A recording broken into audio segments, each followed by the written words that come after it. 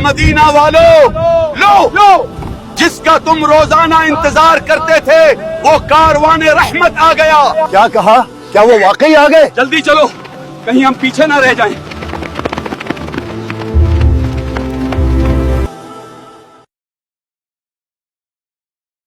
مدینہ کی آنکھیں پیاسی تھیں اور دل بے قرار۔ روزانہ صبح سے نکل کر شہر کے باہر سراپا انتظار بن کر استقبال کے لیے تیار رہتے تھے۔ لگتا ہے آج بھی وہ نہیں آئیں گے۔ چلو اپنے گھروں کو واپس چلتے ہیں۔ اور جب دھوپ تیز ہو جاتی تو حسرت و افسوس کے ساتھ اپنے گھروں کو واپس لوٹ جاتے۔ بوڑھے، جوان، حتیٰ کہ ننھے بچے بھی راستے پر نظریں جمائے کھڑے رہتے۔ تپتی دھوپ جب جسموں کو جھلسانے لگتی اور امید کے سائے ڈھلنے لگتے تب وہ بوجھل قدموں کے ساتھ حسرت لیے اپنے گھروں کو لوٹ جاتے۔ وہ نہیں جانتے تھے کہ کائنات کا سب سے بڑا مہمان صلی اللہ علیہ وسلم بس چند قدموں کی دوری پر ہے۔ ایک دن اپنے معمول کے مطابق اہل مدینہ آپ کی راہ دیکھ کر واپس جا چکے تھے کہ اچانک ایک یہودی نے اپنے قلعہ سے دیکھا کہ تاجدار دو عالم صلی اللہ علیہ وسلم کی سواری مدینہ کے قریب آن پہنچی ہے۔ اس نے بے آواز بلند پکارا کہ اے مدینہ والو، لو جس کا تم روزانہ انتظار کرتے تھے وہ کاروان رحمت آ گیا۔ کیا کہا؟ کیا وہ واقعی آ گئے؟ جلدی چلو، کہیں ہم پیچھے نہ رہ جائیں۔ یہ سن کر تمام انصار بدن پر ہتھیار سجا کر اور وجد و شادمانی سے بے قرار ہو کر دونوں عالم کے تاجدار کا استقبال کرنے کے لیے اپنے گھروں سے نکل پڑے اور نعرہ تکبیر کی آوازوں سے تمام شہر گونج اٹھا۔ لوگ دیوانہ وار اس طرف دوڑے، مگر ایک لمحے کے لیے سب رک گئے۔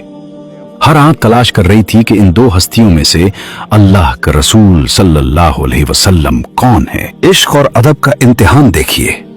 لوگ پہچان نہ پا رہے تھے کہ تاجدار مدینہ صلی اللہ علیہ وسلم کون ہے، کیونکہ دونوں کی عمریں اور وقار ایک جیسا تھا۔ تبھی سورج کی ایک کرن حضور صلی اللہ علیہ وسلم کے رخ انور کی طرف پڑی۔ حضرت ابوبکر صدیق رضی اللہ عنہ تڑپ کر اٹھے اور اپنی چادر تان کر آقا صلی اللہ علیہ وسلم پر سایہ کر دیا۔ مدینہ والوں نے جان لیا کہ جو سایہ کر رہا ہے وہ صدیق ہے، اور جس پر کائنات کی چادر تانی گئی ہے وہی محمد عربی صلی اللہ علیہ وسلم ہے۔ اور پھر جب پہلی بار مدینے والوں کی نظریں جمال نبوت پر پڑی تو وقت جیسے تھم گیا۔ وہ چہرہ جو 14ویں کے چاند سے زیادہ روشن تھا، وہ آنکھیں جو رحمت کا سمندر تھیں، اور وہ مسکراہٹ جس نے صدیوں کی دشمنیاں ختم کر دیں۔ مدینہ منورہ سے 3 میل کے فاصلے پر جہاں آج مسجد قباء بنی ہوئی ہے، 12 ربیع الاول کو حضور علیہ السلام رونق افروز ہوئے اور قبیلہ عمر بن عوف کے خاندان میں حضرت کلثوم بن ہدم کے مکان میں تشریف فرما ہوئے۔ اہل خاندان نے اس فخر و شرف پر کہ دونوں عالم کے میزبان بنے اللہ اکبر کا پرجوش نعرہ مارا۔ چاروں طرف سے انصار جوش مسرت میں آتے اور بارگاہ رسالت میں سلام کا نذرانہ عقیدت پیش کرتے۔ اکثر صحابہ کرام جو حضور علیہ الصلوۃ والسلام سے پہلے ہجرت کر کے مدینہ منورہ آئے تھے، وہ لوگ بھی اسی مکان میں ٹھہرے ہوئے تھے۔ ادھر حضرت علی بن ابی طالب رضی اللہ عنہ نے مکہ میں 3 روز ٹھہر کر اور لوگوں کی جو امانتیں رسول اللہ صلی اللہ علیہ وسلم کے پاس تھیں انہیں ادا کر کے پیدل ہی مدینہ کا رخ کیا اور قباء میں رسول اللہ صلی اللہ علیہ وسلم سے عاملے اور کلثوم بن ہدم رضی اللہ عنہ کے یہاں قیام فرمائے۔ حضرت کلثوم بن ہدم رضی اللہ عنہ مدینہ کے قریب واقع بستی قباء کے ایک بہت ہی معزز اور بزرگ سردار تھے۔ ان کا تعلق قبیلہ بنو عمر بن عوف سے تھا۔ وہ عمر کے اس حصے میں تھے جب ان کے بال بالکل سفید ہو چکے تھے۔ حضرت کلثوم بن ہدم اور ان کے خاندان والے ان تمام مقدس مہمانوں کی مہمان نوازی میں دن رات مصروف رہنے لگے۔ قباء میں سب سے پہلا کام ایک مسجد کی تعمیر تھی۔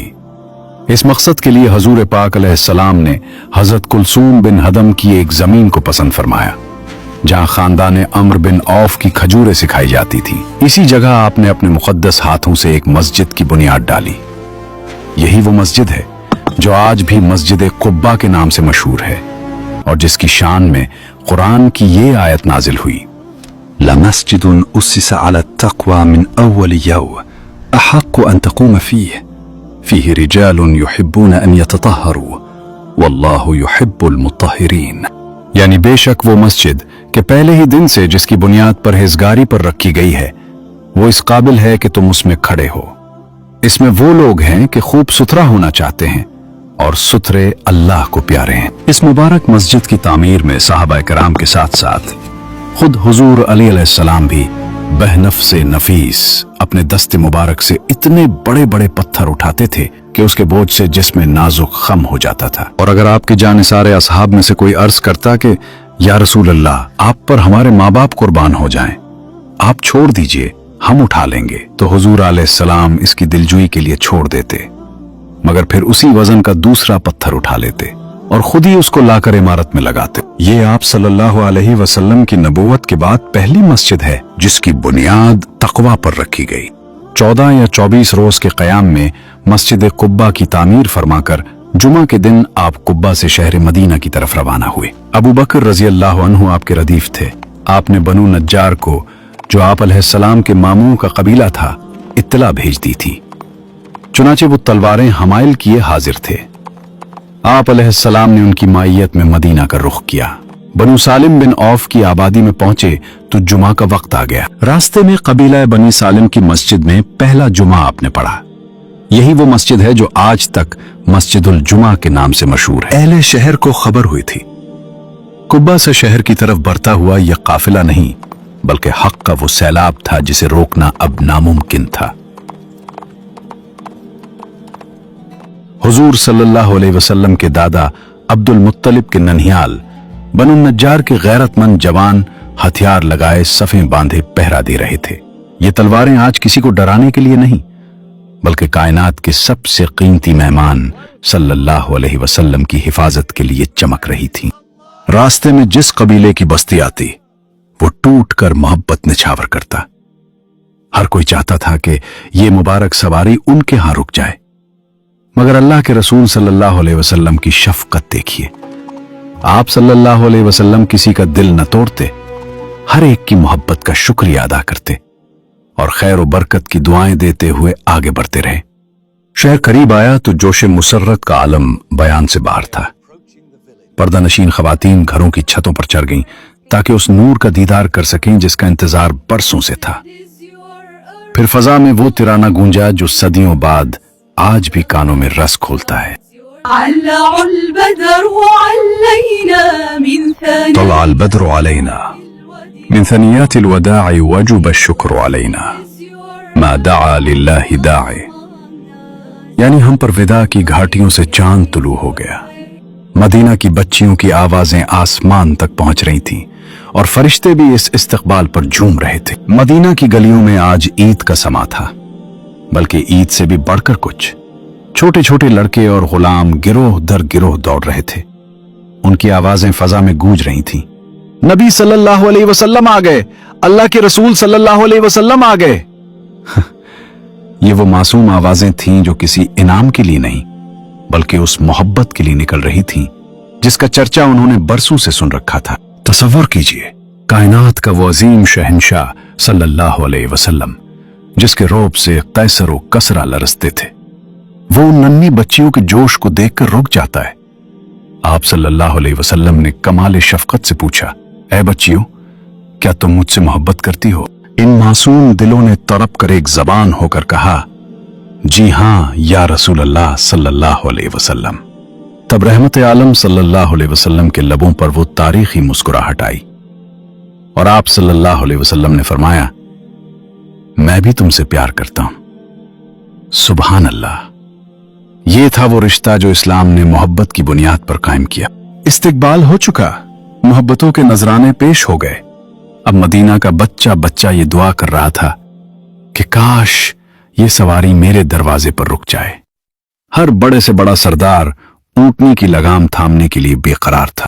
تمام قبائل انصار جو راستے میں تھے انتہائی جوش مسرت کے ساتھ اونٹنی کی مہار تھام کر عرض کرتے کہ یا رسول اللہ، آپ ہمارے گھروں کو شرف نزول بخشیں. اور پھر وہ تاریخی لمحہ آیا.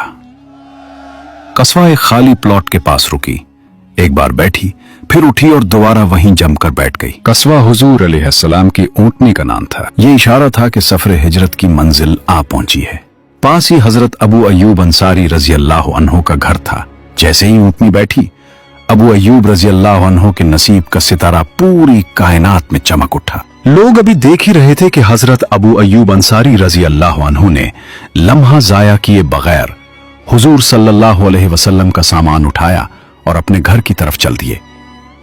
वो सामान नहीं उठा रहे थे, वो अपनी आने वाली नस्लों के लिए फख्र और सादत का खजाना उठा रहे थे। कायनात का सबसे बड़ा मेहमान अब मदीना के इस सादा से 2 मंजिला मकान में कयाम फरमा था। हजरत अबू अयूब अंसारी ने ऊपर की मंजिल पेश की, मगर आपने मुलाकातियों की आसानी का लिहाज फरमाते हुए नीचे की मंजिल को पसंद फरमाया। हजरत अबू अयूब अंसारी रजी अल्लाह अन्हु दोनों वक्त आपके लिए खाना भेजते और आपका बचा हुआ खाना तबर्रुक समझकर मियां बीवी खाते। खाने में जहां हुजूर सल्लल्लाहु अलैहि वसल्लम की उंगलियों का निशान पड़ा होता, हुसूल बरकत के लिए हजरत अबू अयूब अंसारी उसी जगह से लुकमा उठाते और अपने हर कौल व फेल से बेपनाह अदब व एहतराम और अकीदत व जानिसारी का मुजाहिरा करते। जब मस्जिद नबवी और उसके आसपास के हुजरे तैयार हो गए तो हुजूर अलैहिस्सलाम इन हुजरों में अपनी अज़वाज मुताहरात के साथ कयाम पजीर हो गए। हिजरत का वो तारीखी दिन, मदीना की फजाओं में एक ही नाम गूंज रहा था। लोग जौक दर जौक उस मुसाफिर के दीदार के लिए निकल रहे थे जिसका जिक्र सदियों से आसमानी किताबों में मौजूद था। इन मुसाफिरों में एक ऐसा शख्स भी था जो तौरात का सबसे बड़ा आलिम था, हजरत अब्दुल्ला बिन सलाम रजी अल्लाह अन्हु। वो यहूदियों के सबसे बड़े आलिम थे। वो जानते थे कि हक की निशानियां क्या होती हैं। अब्दुल्ला बिन सलाम रजी अल्लाह अन्हु इस नियत से आए थे कि दलाइल मांगेंगे, सवालात करेंगे और परखेंगे कि क्या ये वाकई वही नबी है। मगर जैसे ही उनकी नजर जमाले नबूवत पर पड़ी, उनकी रूह ने पुकार कर गवाही दी। वो खुद फरमाते हैं कि जो ही मेरी नजर उनके चेहरे पर पड़ी, पहले ही लम्हे मेरे दिल ने फैसला कर दिया कि ये चेहरा किसी झूठे आदमी का नहीं हो सकता। हुजूर सल्लल्लाहु अलैहि वसल्लम के लब हिले और फरमाया, ऐ लोगो, सलाम को फैलाओ, खाना खिलाओ और रातों को जब लोग सो रहे हों तो नमाज पढ़ो। ये सादगी, ये नूरानियत और ये कलाम देखकर अब्दुल्ला बिन सलाम रजी अल्लाह अन्हु ने देर न की और फौरन पुकार उठे, अशहदु अन ला इलाहा इल्लल्लाह व अशहदु अन्न मुहम्मदन रसूलुल्लाह। यहूदियों का सबसे बड़ा आलिम इस्लाम का जानिसार सिपाही बन चुका था। मदीना में सुकून तो मिल गया था, मगर एक खला बाकी था। हुजूर सल्लल्लाहु अलैहि वसल्लम अब भी अपने अहलो अयाल से दूर थे। अभी आप सल्लल्लाहु अलैहि वसल्लम हजरत अबू अयूब अंसारी रजी अल्लाह अन्हु के घर ही में मुकीम थे कि आप सल्लल्लाहु अलैहि वसल्लम ने अपने वफादार गुलाम हजरत जैद बिन हारिसा रजी अल्लाह अन्हु और हजरत अबू राफे रजी अल्लाह अन्हु को एक अहम मिशन पर रवाना फरमाया। 500 दिरहम और 2 ऊंट, ये वो असासा था जिसके साथ वो मक्का की तरफ रवाना हुए ताकि कायनात की सबसे कीमती अमानतों को बहिफाजत मदीना ला सकें। यह कोई आम काफिला नहीं था, इसमें नबूवत की खुशबू थी। हजरत फातिमा रजी अल्लाह अन्हा, हजरत उम्मे कुलसूम रजी अल्लाह अन्हा, उम्मुल मोमिनीन हजरत सौदा रजी अल्लाह अन्हा, हजरत उसामा बिन जैद रजी अल्लाह अन्ह और उनकी वालिदा हजरत उम्मे ऐमन रजी अल्लाह अन्हा, ये सब एक नई जिंदगी की तलाश में मदीना की तरफ रवां दमा थे। इसी काफिले के साथ हजरत अबू बकर सिद्दीक रजी अल्लाह अन्हु के फर्जंद हजरत अब्दुल्ला रजी अल्लाह अन्हु भी अपने घर वालों बशमूल हजरत आयशा सिद्दीका रजी अल्लाह अन्हा के साथ शामिल थे। मदीना की सरजमीन अपने उन मुअज़्ज़ज़ मेहमानों के इस्तकबाल के लिए बेकरार थी, लेकिन हिजरत की उस खुशी में कुछ जख्म भी थे। हुजूर सल्लल्लाहु अलैहि वसल्लम की साहबजादी हजरत ज़ैनब रजी अल्लाह अन्हा मक्का में रह गईं क्योंकि उनके शौहर ने उन्हें रोक लिया था, जबकि हजरत रुक़िया रजी अल्लाह अन्हा अपने शौहर हजरत उस्मान गनी रजी अल्लाह अन्हु के साथ हबशा की हिजरत पर थी। आखिरकार ये काफिला मदीना पहुंच गया और हजरत हारिसा बिन नौमान रजी अल्लाह अन्हु के मकान पर कयाम पजीर हुआ। मदीना की गलियों में एक बार फिर खुशी की लहर दौड़ गई क्योंकि अब नबी करीम सल्लल्लाहु अलैहि वसल्लम का घराना उनके दरमियान मौजूद था। ये वो बुनियाद थी जहां से इस्लाम की मुआशरती जिंदगी और तहजीब का एक नया बाब शुरू होना था। मदीना पहुंचने के बाद सबसे पहला चैलेंज एक ऐसी जगह की फराहमी थी जहां मुसलमान यकजा होकर अपने रब के सामने सर झुका सकें। हुजूर सल्लल्लाहु अलैहि वसल्लम की नजर बनु नज्जार के एक बाग पर पड़ी। अंसार की जानिसारी देखिए। उन्होंने अर्ज किया, या रसूल अल्लाह सल्लल्लाहु अलैहि वसल्लम, हम इसकी कीमत अल्लाह से लेंगे, आप उसे मुफ्त कबूल फरमाएं, लेकिन कुर्बान जाएं इस अदलो इंसाफ पर। वो जमीन दो यतीम बच्चों सहल और सुहेल की थी। रहमत आलम सल्लल्लाहु अलैहि वसल्लम ने उनका हक मारना पसंद नहीं फरमाया। मोहब्बत अपनी जगह, मगर हक यतीम अपनी जगह। चुनाचे सिद्दीक अकबर रजी अल्लाह अन्हु के माल से उसकी पूरी कीमत अदा की गई ताकि मस्जिद की बुनियाद ही हक हलाल और अदल पर रखी जाए। मस्जिद की तामीर से पहले इस जगह की तत्हीर की गई, पुराने खंडरात गिराए गए, मुशरिकीन की बोसीदा कब्रों को साफ किया गया और जमीन को हमवार किया गया।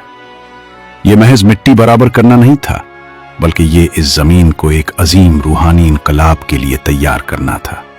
यहां कोई बादशाह किसी तख्त पर बैठकर हुक्म नहीं दे रहा था, बल्कि सैयदुल अंबिया सल्लल्लाहु अलैहि वसल्लम खुद एक मजदूर बनकर अपने जानिसारों के साथ कच्ची ईंटें उठा रहे थे। मिट्टी आप सल्लल्लाहु अलैहि वसल्लम के लिबास अतहर पर लगी थी और पसीना माथे पर चमक रहा था। सहाबा रजी अल्लाह अन्हुम ने अर्ज किया, आका आप रहने दें, हम कर लेंगे। मगर आप सल्लल्लाहु अलैहि वसल्लम ने मुस्कुरा कर दूसरा पत्थर उठा लिया।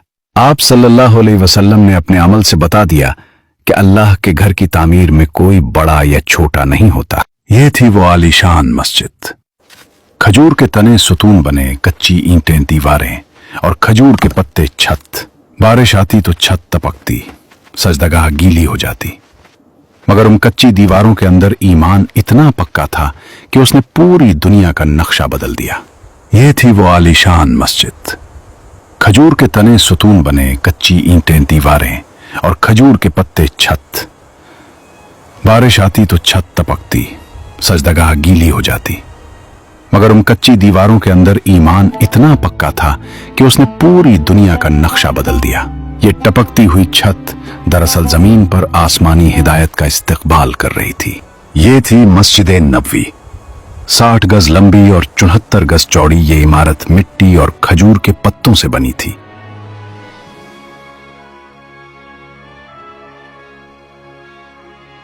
ये मस्जिद सिर्फ इबादतगाह नहीं, बल्कि एक रियासत का दारुल खिलाफा और एक नई तहजीब की जाए पैदाइश थी। मस्जिद के एक गोशे में एक सादा सा चबूतरा था जिस पर खजूर के पत्तों का साया था। उसे सुफा कहा जाता था। ये वो जगह थी जहां वो जानिसार कयाम करते थे, जिनके पास न घर था न माल, सिर्फ इश्क रसूल सल्लल्लाहु अलैहि वसल्लम और तलब इल्म था। ये असहाब सिफा इस्लाम के वो पहले तालिब इल्म थे जिन्होंने फक्र फाका में रहकर दीन की बारीकियां सीखी। आज दुनिया की बड़ी बड़ी यूनिवर्सिटियां इस चबूतरे की अजमत का मुकाबला नहीं कर सकती। मस्जिद नबवी की तामीर के साथ ही कायनात के सरदार सल्लल्लाहु अलैहि वसल्लम ने अपनी अज़वाज मुतहरात के लिए मस्कन तैयार करवाए। इब्तिदा में सिर्फ 2 हुजरे बने, एक हजरत सौदा रजी अल्लाह अन्हा और दूसरा हजरत आयशा रजी अल्लाह अन्हा के लिए। जैसे जैसे अहले खाना की तादाद बढ़ी, ये सादा दीवारें बढ़ती गईं, मगर उनका मेयार जिंदगी वही रहा जिसे देखकर आज भी दुनिया दंग रह जाती है। मक्का से अपना सब कुछ छोड़कर आने वाले मुहाजिरीन के लिए मदीना के अंसार ने सिर्फ अपने घर नहीं बल्कि अपने दिल भी खोल दिए। ये तारीख इंसानी का वो अनोखा बाब है जहां अपना और पिराया की तमीज मिट गई और अंसार ने अपनी जमीनों, मकानों और तामीराती कामों में मुहाजिर भाइयों की ऐसी मदद की कि हिजरत करने वालों को कभी अजनबियत का एहसास न हुआ। इस जानिसारी में सबसे पहला और नुमाया नाम हजरत हारिसा बिन नौमान रजी अल्लाह अन्हु का आता है। वो मदीना के वो खुशनसीब सिपाही थे जिन्होंने सबसे पहले अपनी जमीन और मकान हुजूर सल्लल्लाहु अलैहि वसल्लम की खिदमत में बतौर तोहफा पेश किया। उनकी उसी वालहाना मोहब्बत का असर था कि अज़वाज मुतहरात के हुजरात मुबारका उन्हीं की जमीन पर तामीर हुए, जो रहती दुनिया तक उनके लिए सादत का निशान बना। हजरत बीबी आयशा रजी अल्लाह अन्हा का हुजूर अलैहिस्सलाम से निकाह तो हिजरत से कबल ही मक्का में हो चुका था, मगर उनकी रुखसती हिजरत के पहले ही साल मदीना में हुई। हुजूर सल्लल्लाहु अलैहि वसल्लम ने एक प्याला दूध से लोगों की दावत वलीमा फरमाई। मस्जिद नबवी की दीवारें खड़ी हो चुकी थीं, लेकिन अभी एक आवाज की कमी थी। वो आवाज जो बिखरे हुए दिलों को एक मरकज पर जमा कर दे। सहाबाए किराम रजी अल्लाह अन्हुम के सामने ये सवाल था कि नमाज का वक्त होने पर सबको कैसे इत्तला दी जाए। किसी ने आग जलाने की बात की, किसी ने नाकूस बजाने की, लेकिन रहमत आलम सल्लल्लाहु अलैहि वसल्लम का दिल कुछ और ढूंढ रहा था। आप सल्लल्लाहु अलैहि वसल्लम अपनी उम्मत के लिए एक ऐसी पहचान चाहते थे जो गैरों से अलग और खालिस तौहीद पर मबनी हो। आखिर वो क्या आवाज थी जिसने आग, बगल और नाकूस के तमाम पुराने तरीकों को हमेशा के लिए खामोश कर दिया? वो कौन सा मुबारक ख्वाब था जिसने आसमानी कलिमात जमीन पर उतार दिए? और किसकी वो परसोज आवाज थी जिसने पहली बार मदीना की हवाओं में अल्लाहु अकबर का नारा बुलंद किया? ये सब और सीरत तैयबा के ईमान अफरोज वाकयात देखिए अगली एपिसोड 12 में।